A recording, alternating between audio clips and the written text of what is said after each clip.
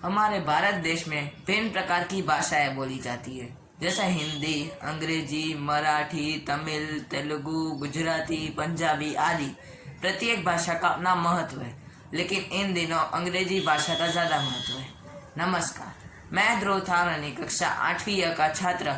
हिंदी के स्थान पर अंग्रेजी भाषा को राष्ट्रभाषा का दर्जा दिया जाना चाहिए के पक्ष में अपने विचार प्रकट करना चाहता हूँ।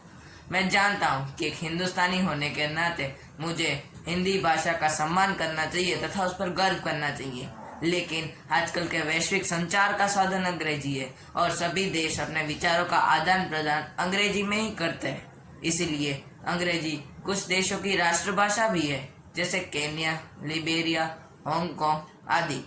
इतिहास गवाह है कि भारत देश के लोग किसी भी क्षेत्र में आगे बढ़ने में पूर्ण रूप से सक्षम है।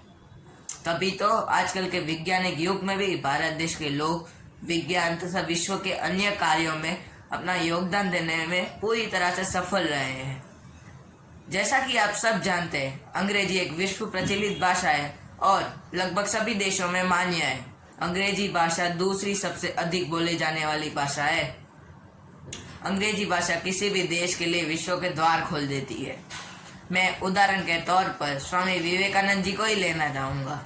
मेरे प्रिय साथियों, आपको क्या लगता है, अगर उस वक्त स्वामी विवेकानंद जी को अंग्रेजी ना आती होती तो क्या वह उस दिन शिकागो में इतना प्रभावित भाषण दे पाते? कतई नहीं। कुछ लोगों का ऐसा भी मानना है भारत देश में अंग्रेजी बोलने वालों की संख्या कम है, लेकिन मैं उनको ये बताना चाहता हूँ कि पिछले कुछ सालों में भारत देश में अंग्रेजी बोलने वालों की संख्या दुगनी हुई है। हर बच्चा अंग्रेजी में बात करना ही अपनी शान समझता है। देश के विकास के लिए तथा विश्व के साथ चलने के लिए अंग्रेजी भाषा को अपनाना अत्यंत आवश्यक है। अंत में मैं केवल यही कहना चाहूँगा कि अंग्रेजी किसी राज्य की संपत्ति नहीं, अंग्रेजी भाषा की संपत्ति है, अंग्रेजी कल्पना की संपत्ति है। और अगर भारत की कोई राष्ट्रभाषा होनी चाहिए तो वह अंग्रेजी ही होनी चाहिए। निज भाषा उन्नति है सबुंती को मुँह, भिन्नत भाषा ज्ञान के मीरत ना है को सुर। नमस्कार, आज मैं रेहान कक्षा 8 की तरफ से आप सबके समक्ष हिंदी के स्थान पर अंग्रेजी को राष्ट्रभाषा का दर्जा दिया जाना चाहिए विषय के विपक्ष में अपने विचार प्रस्तुत करने जा रहा हूँ। ये अंग्रेजी भाषा भारत में अंग्रेजों द्वारा लाई गई है। तो दोस्तों, मैं आपसे ही पूछना चाहूँगा कि क्या आप एक विदेशी भाषा को फिर से खुद पर शासन करते देखना चाहते हैं? यकीनन नहीं। भारत में 70 से 80% लोग अंग्रेजी नहीं जानते। ज़्यादातर भारतीय लोग हिंदी ही बोलते समझते हैं।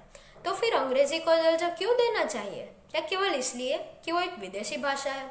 मैं अपने विपक्षी साथी को पूछना चाहूँगा कि क्या केवल एक विदेशी भाषा होने से हम अंग्रेजी को दर्जा दे सकते हैं, जब केवल 5% भारतीय लोग अंग्रेजी का ज्ञान रखते हैं? कितनी विचित्र बात है। मैं समझता हूँ कि मेरे विपक्षी साथी भी इस बात से सहमत होंगे कि सिर्फ अंग्रेजी भाषा का ज्ञान रखने से अच्छी नौकरी नहीं मिलती। अच्छी नौकरी के लिए अच्छी योग्यता, अपनी भाषा का ज्ञान, अच्छा कौशल आदि महत्व रखता है। हिंदी भाषा हमारी विरासत है। सदियों से हम इसे बोलते चले आ रहे हैं और इसे संभालना हमारी ही जिम्मेदारी है।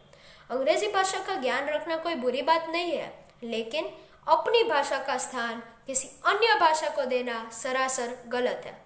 मेरे सहपाठी यह कहते हैं कि अंग्रेजी विकास की भाषा है। तो किस तरीके के विकास की बात कर रहे हैं? क्या वे तकनीकी या वैज्ञानिक विकास की बात कर रहे हैं? तो मैं आपको बता दूं कि इन विकासों के उद्यान के लिए भाषा की नहीं बल्कि वैज्ञानिक सोच व दृष्टि की जरूरत होती है। क्या अपनी राष्ट्रभाषा बोलने वाले जापान और चीन के लोग चिकित्सा, तकनीक, विज्ञान में किसी अन्य अंग्रेजी बोलने वाले देश से पीछे रह गए हैं? क्या मेरे विपक्षी मित्र के पास इस बात का जवाब है? भारत में एक बच्चे का पहला शब्द माँ होता है और माँ एक हिंदी शब्द है। इसलिए हिंदी हमारी राष्ट्रभाषा थी, है और रहेगी। धन्यवाद।